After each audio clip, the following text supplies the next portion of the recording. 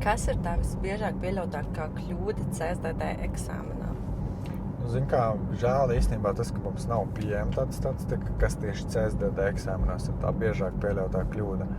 Bet kas tāds novērots varbūt? Jā, bet ja es, piemēram, skatos uz skolas braukšanas eksāmeniem, tad, lai cik smieklīgi nebūtu, bet tas tiešām ir ātrums. Nu, vismaz manā gadījumā, ja, cik es pieņemu cik parasti pārsniedz?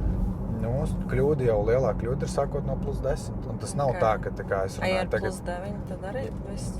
Nu, bet jebkurā gadījumā es gribēju pateikt to, ka tas nav tā, ka es runāju tikai par Taycanu pieņemot, jo citiem tagad liksies varbūt uz Taycanu tur uzspied un izskriet, bet arī iepriekš ļoti daudz pieņēmu uz Kia Ceed, uz Volkswagen Golf un tā tālāk.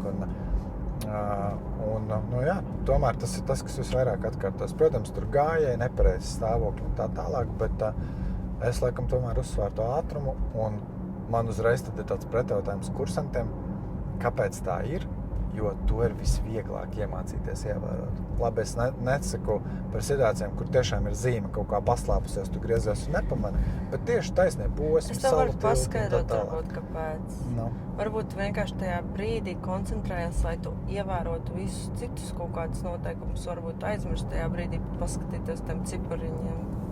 Nu jā, bet es teiktu, ka tā ir tāda prioritāte, kam tu visu laiku seko līdzi. Nu, tas ir tāds stoks pārējo. Jā, un tad radina sevi kontrolēt ātrumu, un tad lietas klāt paralēli pārējās lietas, tur zīmes un visu tā tālāk.